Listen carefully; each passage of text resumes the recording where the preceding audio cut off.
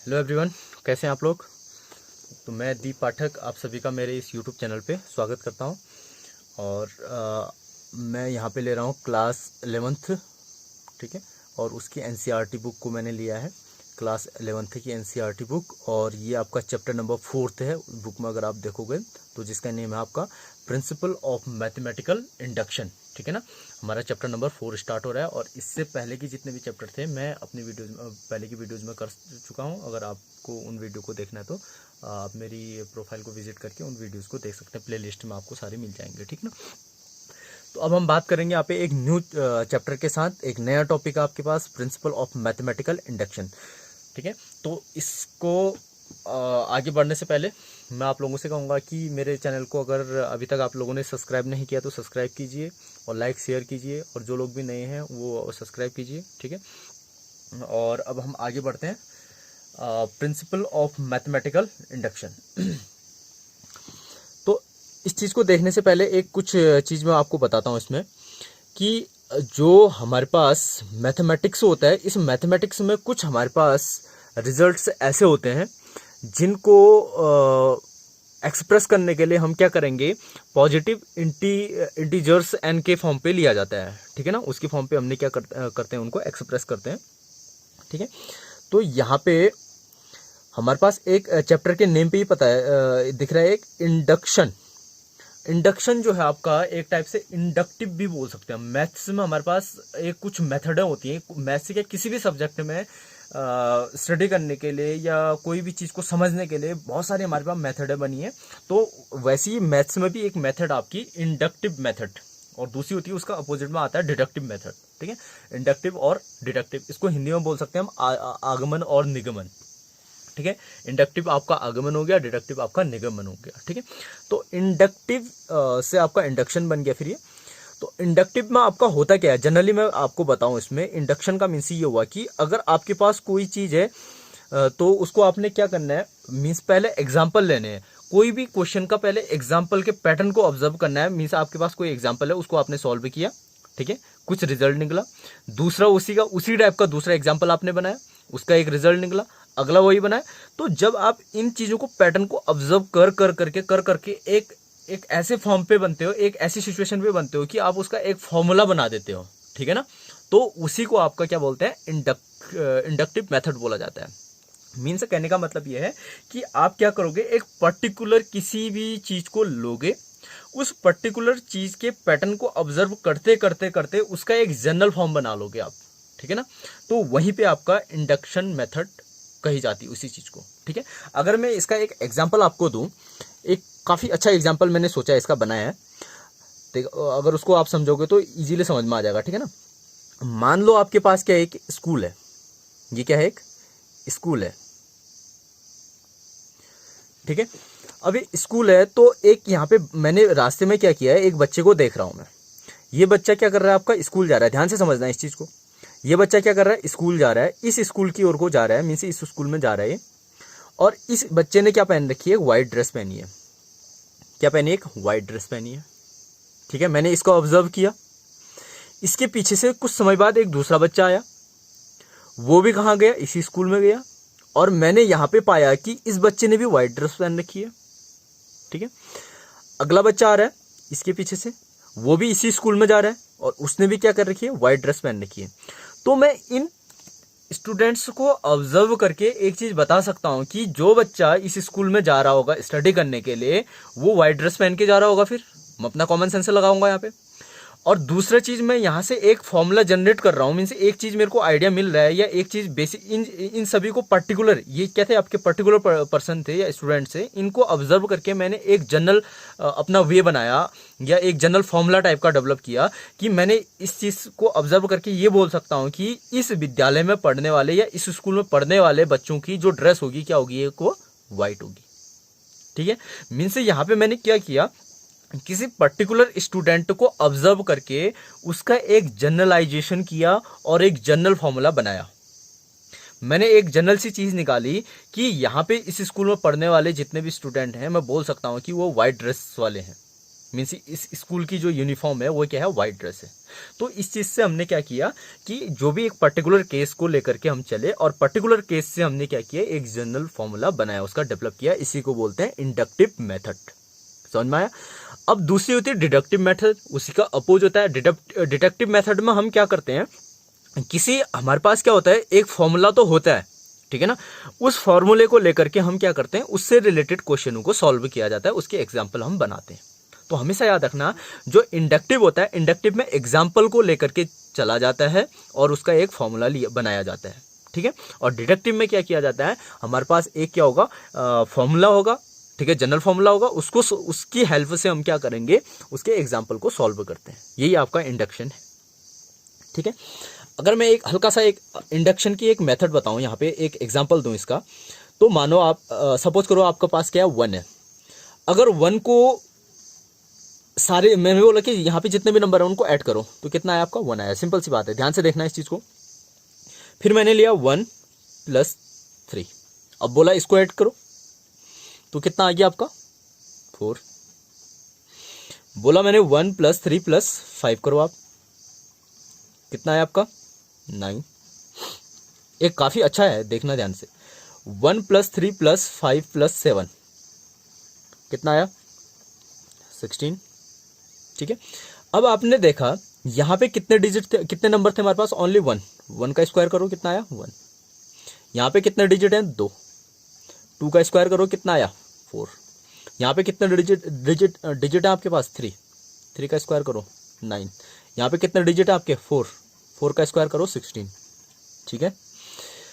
Generally मैं ये तो हमारे पास एग्जांपल लेके चला था मैंने, 1 एग्जांपल लिए मैंने। अब जनरल इसका जनरलाइजेशन कर रहा हूं मैं, फॉर्मूला बना रहा हूं।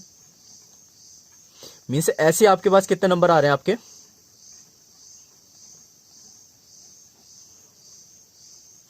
ठीक है, इक्वल टू कितना होगा, बोलो जरा।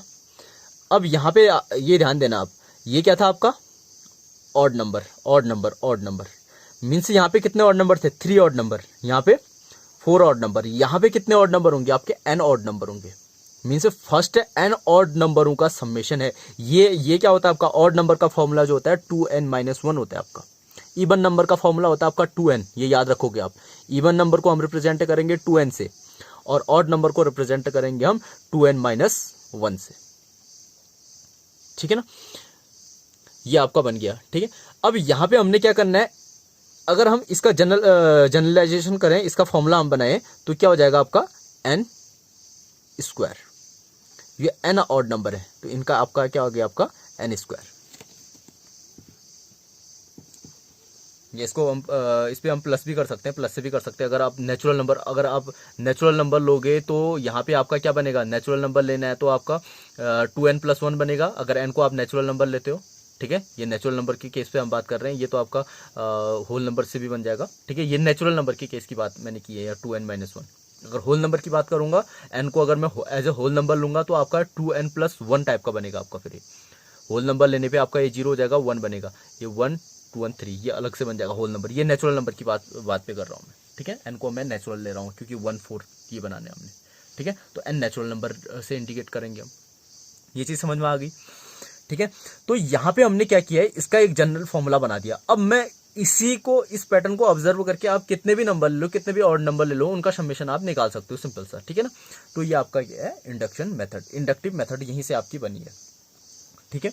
तो ये चीज आपका इंडक्शन में आता है, ठीक है। अब यहाँ पे जो आपके क्वेश्चन बनेंगे इस एक्सरसाइज पे, तो उसको हम सॉल्व करने के लिए हम क्या करेंगे, फिर सबसे पहले हम करेंगे कि जो आपका स्टेटमेंट दिया होगा, और एक चीज ये याद रखना कि ये जो इंडक्शन मेथड है, ये हमारे पास कोई भी आपके जो नेचुरल नंबर, जो इंटीजर्स वगैरह हैं, उन पे n पॉजिटिव इंटीजर को सॉल्व करने के लिए ये मेथड का यूज किया जाता है। और इसी मेथड से हम क्या करते हैं, बहुत सारे हमारे पास लॉजिकल क्वेश्चन होते हैं या रीजनिंग के क्वेश्चन होते हैं, तो उनको सॉल्व करने में हम इनका यूज करते हैं, ठीक है। अब इसको प्रूफ करने के लिए यहाँ पे हमको कुछ पैटर्न दिए रहते हैं या कुछ फॉर्मूले टाइप के दिए रहते हैं, उनको हमने प्रूफ करना होता है, ठीक है। इस एक्सरसाइज में हम वही करेंगे, और उसको करने की जो मेथड होगी, उसका मेथड का जो पहला स्टेप होता है, यहाँ पे 3 स्टेप हम लेंगे। कितने लेंगे, 3 स्टेप में हम बात करेंगे 3 स्टेप हम लेंगे यहाँ पे। फर्स्ट स्टेप जो बनेगा आपका वो बनेगा कि आप बोलोगे जो भी आपका स्टेटमेंट ऊपर दिया होगा उसको बोलोगे कि आप it is true for n is equal to 1 पे, n इज इक्वल टू 1 पे ट्रू बोलोगे आप, ठीक है। इसको आप शो कराओगे। ये आपकी होती है बेसिक स्टेप बोला जाता है इसको, बेसिक स्टेप में आप क्या करोगे, पुट करोगे आप putting n is equal to 1 और आप देखोगे कि वहां पे आपका प्रूफ हो रहा होगा, n इज इक्वल टू 1 पे आपका ट्रू हो रहा होगा, ठीक है। ये चीज अगर आपकी समझ में नहीं आ रही तो मैं जब इसका एक एग्जांपल लूंगा, क्वेश्चन बनाऊंगा तो वहां पे समझ में आ जाएगी। बस इतना याद रखो कि सबसे पहले स्टेप में आपने क्या करना है, आपको दिया होगा PN टाइप का एक कोई भी फॉर्मूला टाइप का दिया होगा, कोई भी क्वेश्चन दिया होगा PN के फॉर्म पे दिया होगा, तो वहां पे आप क्या करोगे, पुट करोगे n इज इक्वल टू 1 और लास्ट में आप चेक करोगे कि वो प्रूफ हो रहा होगा आपका, ट्रू हो रहा होगा। ये बेसिक स्टेप है आपका। फिर नंबर अगला जो स्टेप आता है उसको बोलते हैं हम इंडक्टिव स्टेप बोलते हैं। क्या बोलते हैं उसको, इंडक्टिव स्टेप बोलेंगे। इंडक्टिव, इसको लिखने की जरूरत नहीं होती आपका, बेसिक इंडक्टिव ये वैसे बता रहा हूं मैं। इंडक्टिव स्टेप में हम क्या करेंगे, फिर हम देखेंगे कि लेट मान लेंगे यहाँ पे, let it is also true for n is equal to k। ये देखेंगे हम, ये बोलेंगे हम, इसको सीधे से बोल देंगे हम, ठीक है ना। इस पे तो हमने प्रूफ कराना होगा, इसमें हम बोलेंगे लेट pn या pn बोल देंगे हम, pn is also true for n is equal to k। अब थर्ड जो स्टेप आएगा, ये सेकंड स्टेप, थर्ड स्टेप में आप क्या करोगे, आपको प्रूफ करना होता है। थर्ड स्टेप में फिर से आपको प्रूफ करना होता है कि जो आपका pn है, pn इज ट्रू, क्या होगा, true for n is equal to k plus 1। आपको लास्ट में दिखाना होता है कि ये क्या होगा आपका, ट्रू होगा किसके लिए, k प्लस 1 के लिए भी ट्रू होगा। अगर यहाँ पर भी आपका ट्रू हो गया तो आपका प्रूफ हो गया टोटली, ठीक है। तो ये 3 स्टेप हम करेंगे इन क्वेश्चनों में, ये चीज आपने ध्यान रखनी है। n इज इक्वल टू 1, फिर हम बोलेंगे let it is also true for n is equal to k। एक क्वेश्चन बनाओगे सारे समझ में आ जाएंगे फिर उसके बाद, ठीक है ना।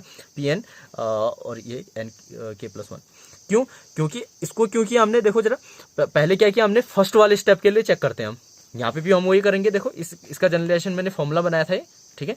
तो ऐसे हमने क्या किया, पहले 1 के लिए हमने चेक किया, 1 के लिए आपका क्या था, ट्रू था आपका, ठीक है। ऐसे हम क्या करेंगे फिर n प्लस के मीन्स कोई आपका kth नंबर है उसके लिए हम चेक कर लेंगे, ठीक है ना, के टर्म के लिए। फिर हम क्या करेंगे, n is equal to k plus 1 के लिए चेक कर लेंगे। तो 3 स्टेप अगर आपके वेरीफाई हो रहे हैं तो इसका मतलब आपका होल पूरा का पूरा क्या हो जाएगा, ट्रू हो जाएगा, वो पूरा का पूरा राइट हो जाएगा, प्रूफ हो जाएगा, ठीक है ना।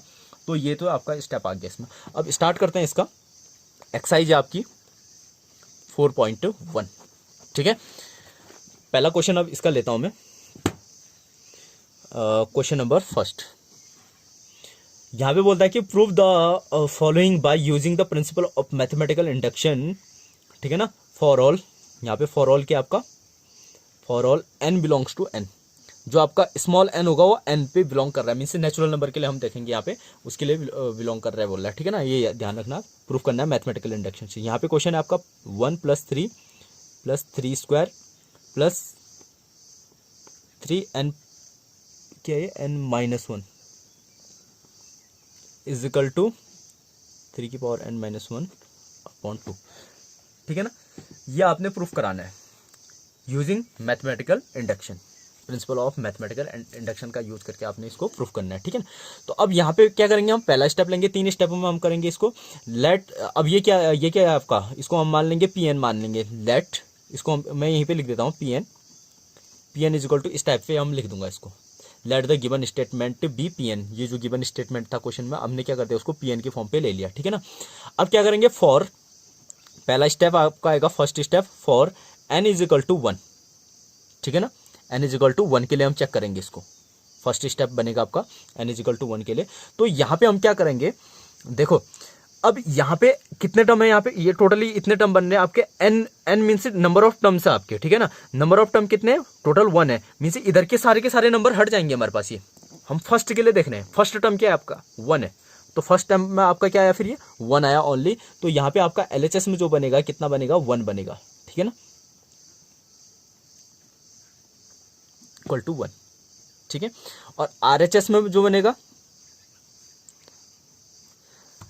ये समझ रहे हो ना, n is equal to 1 means यहाँ पे आपने n की जगह पे 1 नहीं रखना है, यहाँ पे आपने क्या करना है, कितने नंबर ऑफ टर्म है, n फॉर यहाँ पे नंबर ऑफ टर्म्स है, मीन्स पहला टर्म के लिए देखना है हमने, पहला टर्म क्या है यहाँ पे 1 है ओनली, पहला टर्म एक और हमारे पास हट जाएंगे ओनली वन टर्म के लिए। वन टर्म की वैल्यू कितनी है, 1 है। अब यहाँ पे हमारे पास राइट हैंड साइड ये है, राइट हैंड साइड में n की जगह पे आप क्या करोगे, 1 रखोगे। तो 3 is equal to 1 minus 1/2 is equal to कितना हो गया आपका ये 2/2 is equal to 1। So LHS is equal to RHS। ये सभी के लिए आपका प्रूफ होगा, जितने भी इस एक्सरसाइज में क्वेश्चन होंगे n के n इक्वल टू 1 में, सब में ऐसे ही करोगे, सबके लिए प्रूफ होगा। तो हम यहाँ पे बोल देंगे कि जो आपका क्या हो जाएगा, so Pn is true for n is equal to 1। ठीक है ना, n इज इक्वल टू 1 के लिए क्या हो गया, ट्रू हो गया पहला स्टेप। अब चलेंगे हम नेक्स्ट स्टेप पे। ठीक है, स्टेप सेकंड में बोलेंगे कि let Pn is also true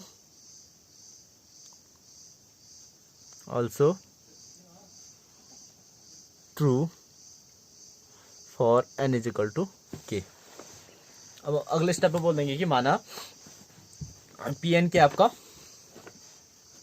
n is equal to k के लिए भी क्या है आपका ट्रू है। ठीक है, तो उसके बाद आ जाएगा आपका अगला स्टेप में आ जाएगा, अगर इसके लिए ट्रू है तो आपके पास क्या बन जाएगा, फिर वैल्यू रखोगे आप, तो 1 प्लस उसमें रख दोगे आप जो क्वेश्चन था आपके पास। क्वेश्चन क्या था, चलो यहाँ पे लिख देता हूँ मैं एक बार फिर से, 3 का स्क्वायर प्लस 3 की power n-1 is equal to 3 की पावर n-1/2। ठीक है ना, ये था। तो ये n की जगह पे आप क्या करोगे, k रख दोगे पूरे के पूरे पे। ठीक है ना, 3 plus 3 2 plus dash dash dash 3 की power k-1 is equal to 3 की पावर k-1/2 इक्वेशन नंबर 1। ठीक है, इतना समझ में आ गया। अब उसके बाद अगले स्टेप पे आएंगे हम, we shall now prove that, अब लिखेंगे हम we shall now prove that Pn is true for n is equal to k plus 1। अब हमको ये प्रूफ करना है कि ये Pn क्या होगा, ट्रू होगा किसके लिए, n is equal to k plus 1 के लिए। ये थर्ड स्टेप आएगा आपका। ठीक है, इस पर आप क्या करोगे, फिर रख दोगे n की जगह पे कितना रखोगे आप, k प्लस 1 रखोगे, तो कितना आ जाएगा 1 प्लस 3 प्लस 3 की power 2 plus dash dash dash, और ये आ जाएगा आपका n की जगह पे इस पर रखोगे 3 k plus 1 minus 1 is equal to 3 k plus 1 minus 1/2। ठीक है, अब एक चीज यहां पे और ध्यान रखोगे, अब 1 3 ये तो आपका आया इस वाले। अब इससे जो पहला टर्म होगा, जैसे आपका 3 स्क्वायर से पहला टर्म क्या है, 3 है, 3 से पहला टर्म क्या है ये, अब इससे एक पहला टर्म भी होता होगा इससे पहले, क्योंकि डॉट में चल रहा है, तो इससे पहले जो होगा ना वो होगा आपका ये वाली चीज। ठीक है, देखो यहाँ पे 1 3 3 स्क्वायर, आगे चल रहा है आपका 3 की पावर k-1, तो 3 की पावर k प्लस 1 माइनस 1, तो इससे एक पहला टर्म जो होगा इसमें से एक माइनस को हटा दो आप, तो इतना बचेगा आपके पास, एक एक टर्म पीछे जा रहा है ना, 3 की पावर 2 3। ठीक है, और यहाँ पे आपका 3 की पावर ये 1 हुई, यहाँ पे कितना हुआ आपका, अगर 1 बोलोगे तो 3 की पावर 0 हुआ। पावर क्या क्या हो रही है, पहले वाले टर्म में एक कम हो रही है, तो इससे पहले वाले टर्म में क्या होगी, फिर इससे एक कम होगी, एक कम होगी तो 1 को हटा दो यहाँ से, तो कितना बन जाएगा आपका, 1 माइनस कर दोगे इसमें से, तो ये हट जाएगा, तो आपका 3 की पावर k-1 इससे पहला टर्म आएगा आपका। ठीक है, इतना आएगा फ्रॉम 1। नाउ अब LHS लेके चलो इसमें, इसको फिर करेंगे, या आपका LHS है या RHS है, LHS इक्वल टू RHS इतना आपने प्रूफ करना है। ठीक है ना, टेकिंग LHS में कितना हो गया, फिर 1 plus 3 plus 3 square plus dash dash dash dash 3 की पावर k-1 प्लस 3 की पावर k, ये कितना हो गया, कट गया आपका, सिंपल सा k बचा। ठीक है, अब क्या करेंगे, ये चीज देखो आप जरा, ये और ये आपको दिख रही है यहाँ पे, फ्रॉम इक्वेशन फर्स्ट, यहाँ से वैल्यू रख दो, यहाँ से लेके यहाँ तक की वैल्यू कितनी आती है आपकी, 3 की पावर k-1/2 प्लस 3 की पावर k। ठीक है, इतना। अब इसका एलसीएम ले लोगे, एलसीएम लोगे तो कितना बन जाएगा आपका, ये बन जाएगा 3 की पावर k-1/2 प्लस 2 इंटू 3 की पावर k। ठीक है, इतना। अब इसमें से और इसमें से आप क्या करो, 3 की पावर k को क्या लो, कॉमन ले लो, 3 की पावर k कॉमन आया, या सिंपल सा बोल लो आप, ये कितना हो गया, ऐड कर लो इसको सीधे ही, कॉमन नहीं भी लेते तो ये कितना हो गया, 2 यहाँ हो गए, 1 यहाँ हो गए, तो 3 इंटू 3 की पावर k माइनस 1 अपॉन 2, ठीक है। 3 की पावर कितना हो जाएगा फिर, अब ये यहाँ पे 1 है, यहाँ पे मल्टीप्लाई कर रहे हैं तो ये इक्वल टू कितना हो गया, नीचे कर लेते चलो, 3 की power k plus 1 minus 1 upon 2, this is right hand side. देखो जरा, ये आपका आ गया RHS आपका आ गया, ठीक है। तो अब हम लास्ट में बोल देंगे so LHS equal to RHS, ये हो गया आपका। अब हम बोलेंगे so PN is true for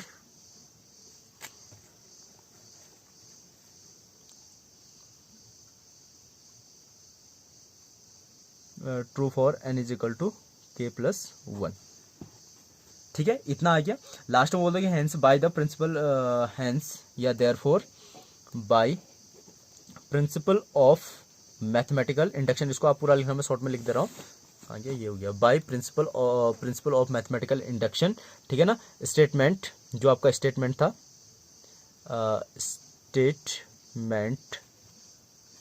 statement PN is true for all natural numbers, ठीक है। ये आपका क्या हो गया, प्रूफ हो गया पूरा का पूरा कंडीशन, ठीक है।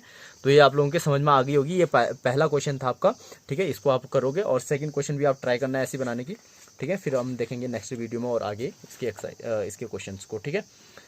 Okay, thank you.